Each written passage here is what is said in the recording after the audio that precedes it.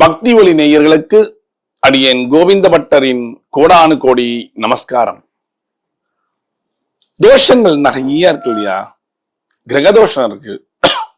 அதுக்கு அடுத்தது பார்த்தோன்னா இந்த பில்லி சூன்யம், அது ஒரு தோஷத்துல தான் கொண்டு போவோம். ராகு தோஷம், கேது தோஷம், சனி தோஷம், சனியிலே ஏகப்பட்டது இருக்கு. இந்த தோஷங்கள்லாம் நம்மளை போட்டு பாடாப்படுத்துது. என்ன பண்ணலாம்?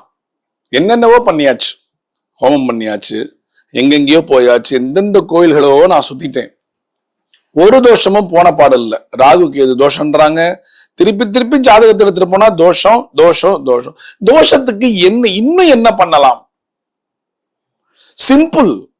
நீங்க எந்த செலவுமே பண்ணாம தோஷம் இருக்கா ஜாதகத்துல பாத்துறீங்களா? தோஷம் இருக்கா? இருந்துட்டு போது விடுங்க. ஒரே ஒரு விஷயத்த மட்டும் நீங்க கரெக்டா பண்ணிட்டீங்கன்னா உங்க ஜாதகத்தில் இருக்கக்கூடிய தோஷங்கள் எல்லாம் விலகி உங்களுக்கு நல்லது நடக்குங்கிறது நிதர்சனமான உண்மை. ஆனா நம்பிக்கை இருந்தா தான் நீங்க பண்ணணும். நம்பிக்கை இல்லைன்னா பண்ணி வேஸ்ட். இப்ப என்ன பரிகாரம் பண்ணலாம்? என்ன பரிகாரம் பண்ணா தோஷங்கள்லாம் விலகும்? என்னால நிறைய எல்லாம் செலவு பண்ண முடியாது. நான் ஏதோ ஒரு மிடில் கிளாஸ் ஃபேமிலியில இருக்கோம். ஜோசியர்கிட்ட போய் காமிச்சேன், இந்த கோவில் போ, அந்த கோவில் போ, இதை பண்ணுன்னு ஒரு 10 லிஸ்ட் போட்டாரு.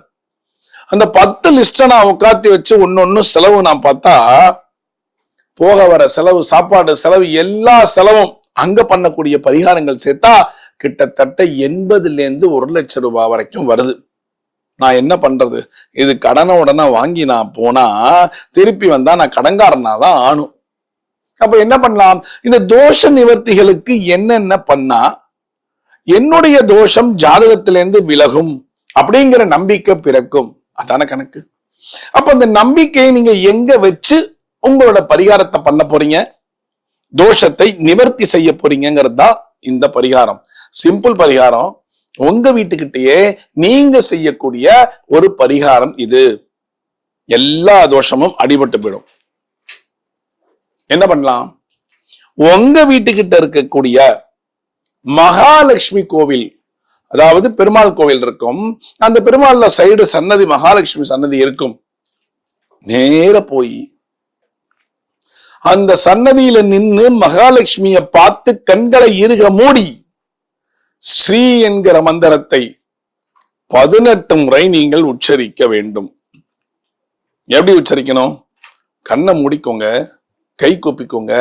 ஸ்ரீ ஸ்ரீ ஸ்ரீ அப்படி ஸ்ரீ ஸ்ரீ ஸ்ரீ ஸ்ரீ அப்படி இல்லை, நிறுத்தி நிதானமா உங்களுடைய தோஷங்களை நீங்கள் உங்களுடைய மனதிலே உள்வாங்கிக் கொண்டு, இந்த தோஷங்கள் எல்லாம் என்னை விட்டு விலக வேணுமாய் எல்லாம் வல்ல ஸ்ரீ மகாலட்சுமியை நான் பிரார்த்திக்கிறேன்னு சொல்லி கையை கூப்பிட்டு ஸ்ரீ என்கிற மந்திரத்தை 18 முறை நீங்கள் உங்கள் மனசார சொல்ல வேண்டும்.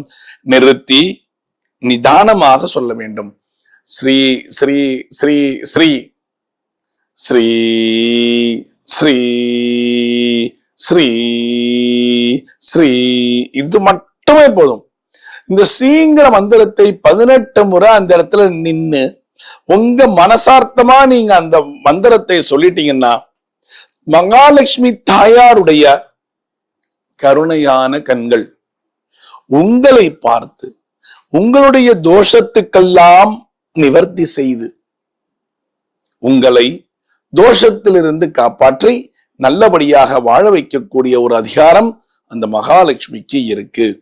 என்னுடைய பக்தனானவன் என்னை பிரார்த்திக்கிறான், அவனுடைய தோஷங்களை சற்றேனும் விலக்கி வையேன் என்று அந்த மகாலட்சுமி தாயார் பெருமாளிடம் காதுகளிலே சொல்லி அந்த பெருமாள் நமக்கு தோஷ நிவர்த்திகளை செய்து விடுவார் என்பது ஐதீகம்.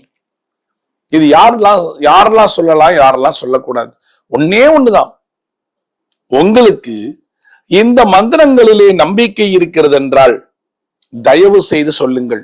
இந்த மந்திரங்கள் எல்லாம் எனக்கு நம்பிக்கை கிடையாது, நான் போவேன், ஏதோ ஒண்ணு கோவில் போகணுமே தலையெழுத்துன்னு போவேன், பார்ப்பேன், வந்துடுவேன். அவங்களுக்கு இது இல்லை. உண்மையாக நம்பிக்கையாக என் ஜாதகத்திலே இருக்கக்கூடிய தோஷங்கள் எல்லாம் நிவர்த்தியாக வேணுமாய் எல்லாம் வல்ல மகாலட்சுமியை உண்மையாக பிரார்த்திப்பவனுக்குத்தான் அந்த மகாலட்சுமியோட கருணை கண்களானது ஓப்பன் ஆகி கருணை கொடுப்பாள் என்பது ஐதீகம். அப்ப என்ன பண்ணோம், எந்த விதமான அர்ச்சனையும் இல்லை, குங்குமார்ச்சனை வேணாம், எதுவும், ஜஸ்ட் கோ டு டெம்பிள், அவ்வளவுதான். டெம்பிளுக்குள்ள போங்க, மகாலட்சுமியை கண்களால் பாருங்கள். ஒண்ணும் பண்ண வேண்டாம். மகாலட்சுமியை கண்களா பாத்தீங்கன்னா அந்த திருமுக மண்டலமானது உங்களுக்கு அப்படியே காட்சியளிக்கும். அங்கேயே உட்காருங்க, நெல்லுங்க, ஏதோ பண்ணுங்க.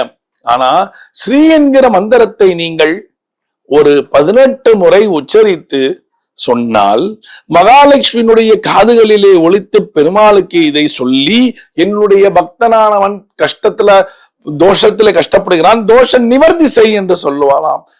தாயார் சொல்லிட்டா பெருமாளுக்கு அடுத்த மொழியே கிடையாது. ஓகே, நான் பண்ணிடுறேன் அப்படின்றாலாம். அதனாலதான் தாயாரனுடைய கண்கள்ல என்னென்னைக்கும் கருணை இருந்து கொண்டே இருக்கும்.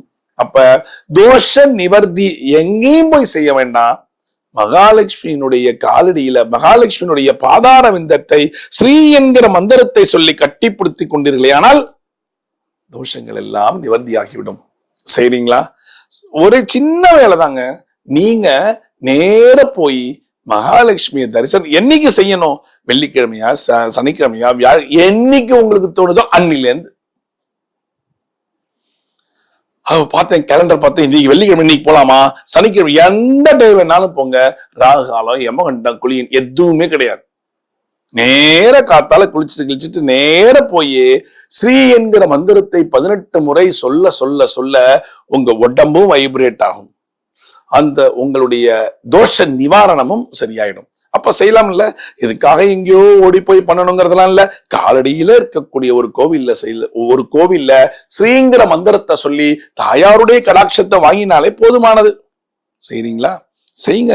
தோஷத்திலிருந்து விலகி உங்களுக்கு நீங்கள் என்ன நினைக்கிறீர்களோ அது நல்லபடியாக நிறைவேணுமாய் எல்லாம் வல்ல நமது மகாலட்சுமியை என்றென்றும் உங்களுக்காக நான் பிரார்த்தித்துக் கொண்டிருக்கிறேன்.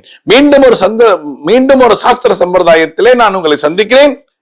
பக்தி ஒளி நேயர்களுக்கு அடியேன் கோவிந்த பட்டரின் கோடானு கோடி நன்றிகள்.